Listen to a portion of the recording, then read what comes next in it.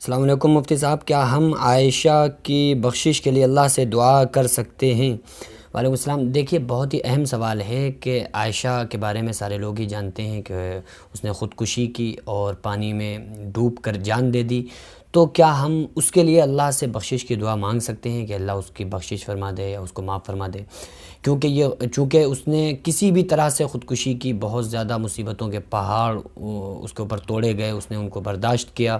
اور تمام لوگوں کے طعنے سن کے اپنے شوہر سے بہت زیادہ پریشان ہو کر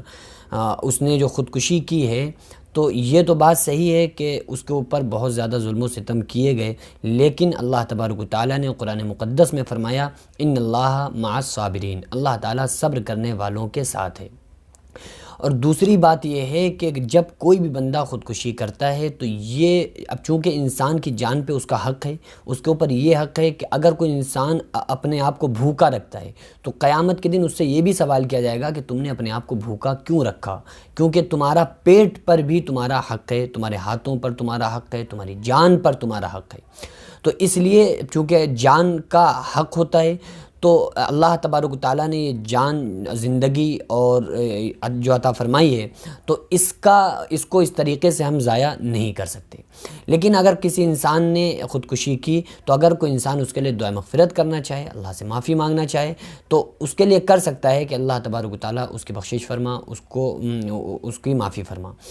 اب رہا سوال یہ کہ ایسا شخص جس نے خودکشی کر لی وہ جنت میں جائے گا یا جہنم میں جائے گا؟ تو آقا علیہ الصلوۃ والسلام نے فرمایا کہ اگر کوئی شخص اپنے آپ کو کسی زہر کے ذریعے سے مارتا ہے، کوئی زہر کا گھونٹ پی کے اپنے آپ کو مارتا ہے، تو جہنم میں وہ جانے کے بعد اس کو یہ سزا دی جائے گی کہ وہ اسی زہر کا گھونٹ ہمیشہ پیتا رہے گا۔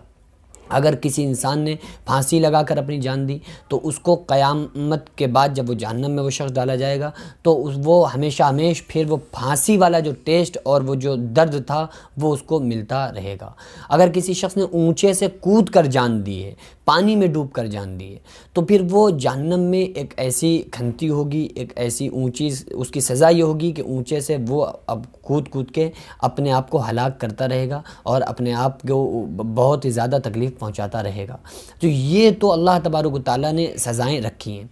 دیکھیے، اچھے کاموں پر وعدہ ہے کہ اللہ تعالیٰ بخش دے گا، برے کاموں پہ وعدہ نہیں ہے، چاہے گا تو بخشے گا، چاہے گا تو سزا دے گا۔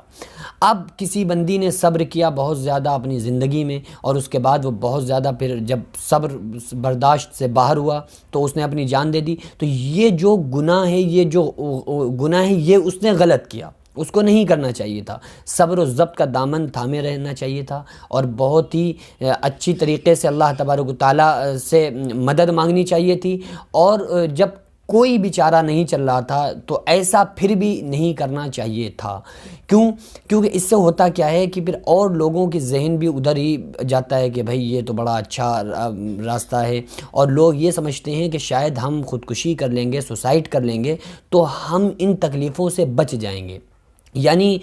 جو بھی انسان سوسائڈ کرتا ہے وہ یہ سوچ رہا ہوتا ہے کہ جو ہمارے اوپر ظلم و ستم کیے جا رہے ہیں تو ہمارے سوسائڈ کرنے کی وجہ سے یہ ظلم و ستم سے ہم نجات پا جائیں گے، لیکن اس کو یہ خبر نہیں ہوتی ہے کہ یہ ظلم و ستم جو دنیا میں ہو رہے ہیں یہ بہت تھوڑے سے ہیں، یہ مختصر سے ہیں، لیکن وہاں کی جو سزائیں ہیں، عالم برزخ کی جو سزائیں ہیں، اپنی جان کو ختم کرنے کی جو سزائیں،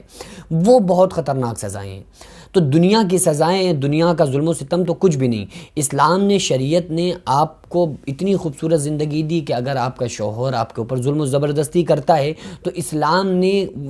اسلام کا قانون یہ ہے کہ آپ اس سے خلا لے کے الگ ہو سکتی ہیں۔ اگر آپ کی پٹی نہیں کھا رہی آپ الگ ہو جائیں، لیکن آپ اپنی جان کو کیوں ہلاک کر رہے ہیں؟ آپ اپنی جان کو، بالکل اپنی جان کی آپ کے اوپر حق ہے، آپ اس کو سمجھیے اور آپ اس کا حق ادا کیجئے، نہ کہ یہ کہ آپ 2 منٹ میں اپنی جان کو ختم کریں۔ تو اس لیے میری درخواست ہے ان تمام لوگوں سے، ان تمام پریشان حال عورتوں سے، پریشان مردوں سے، کہ جو لوگ اس طرح کے خیالات اپنے ذہن میں لاتے ہیں، ان سے میری گزارش یہ ہے کہ وہ اپنے ذہن کو بہت اچھی طریقے سے اپنے ذہن میں اس طرح کے خیال لانے سے بچیں۔ دوسری بات یہ ہے کہ وہ اس زندگی کو اللہ تبارک و تعالیٰ کا بہت ہی جو اللہ تعالیٰ نے زندگی عطا فرمائی ہے، اس کو اللہ تبارک و تعالیٰ کی عظیم نعمت سمجھ کے اس زندگی کو جئیں اور اللہ تبارک و تعالیٰ کی کی فرما برداری کریں۔ آپ کی زندگی میں اگر پریشانیاں آ رہی ہیں، مصیبتیں آ رہی ہیں، تو آپ اس کو